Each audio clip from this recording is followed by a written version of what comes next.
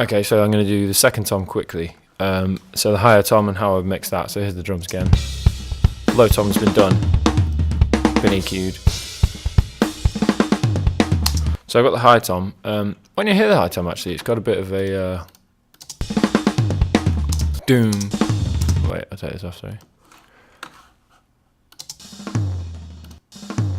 It's got a bit of it sounds like distortion a bit or something, or a bit of a rumble. I'm not sure what it is, but anyway, so it's not perfect. But again, what I'm going to do is I'm going to get this tom hit, and I'm going to try to just hear this. Like I said, it might do your head in a bit, but that's just what I think is the best thing to do. And you know, you can do it in a fairly brief space of time, so it's worth doing anyway. So get a tom hit which is you know, a fairly consistent one. And it's fairly like all the rest of the ones in the track as well. So pretty much the same as the low tom. First, I'm going to use the low bandpass filter, find that real the kind of like resonance area of the tom. So I'll play this for a minute. It's a bit odd when it does this. Okay, so put it high.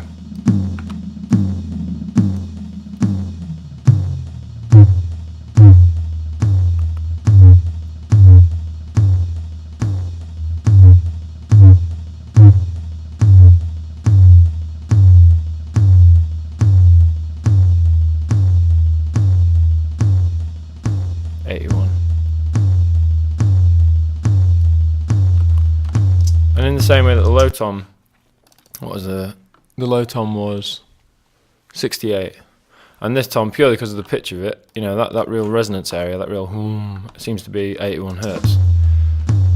So again, take it down a bit. You know, on the last one I was about 8 dB. That's quite extreme actually, but anyway, that's, you know, I like quite big boost down there. May as well. Don't be scared of it. Yeah.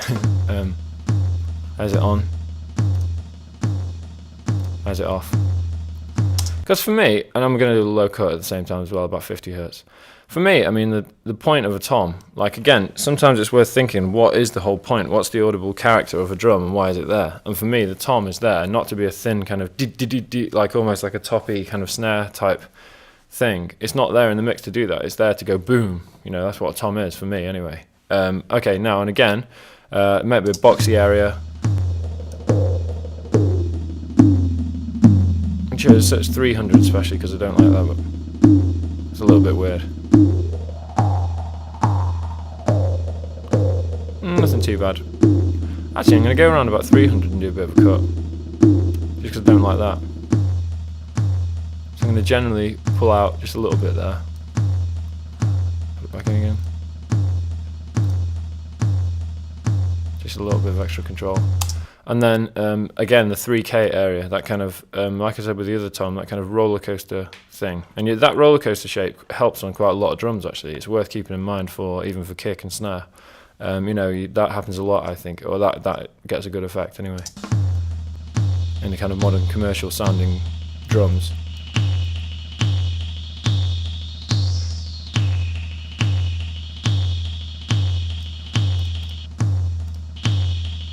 Again, in this part of the drum, you're looking for the real, you know, impact beater kind of part of the drum.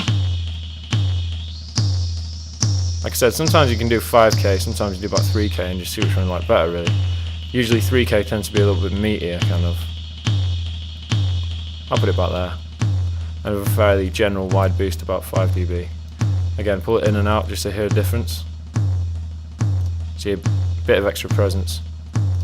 But I've seen some people when they mix toms and they EQ them, and they don't really bother about this area apart from pulling out loads and loads of low harmonics, and then they go slam and they slam a load of 3K onto it or 5K, and so like I say, the toms come through the mix, you hear them nice and clearly, but they haven't got any real boom and any low impact. And like I say, just for me, that's what a tom is. A tom is like low kind of impact, or else there's no point in having it there. You may as well just have snares and other sounds, you know.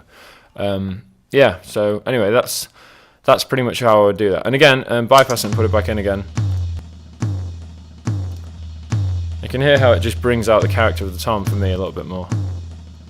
So now I've got both toms EQ'd. I did that without panning it centrally as well. What I usually would do actually is pan it centrally, put the gain at unity and do like that. I should have done that really, but I kind of forgot.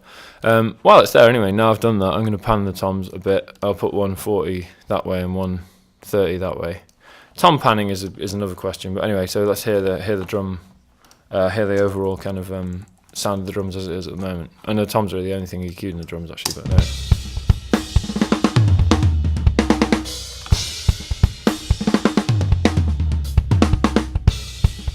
You know,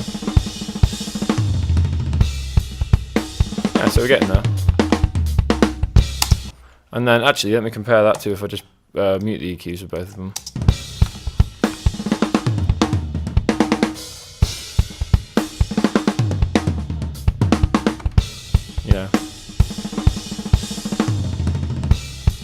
You know, the difference between a thin tom and a tom which does what it's supposed to do, in my opinion, which is like punches at the very bottom end of the mix.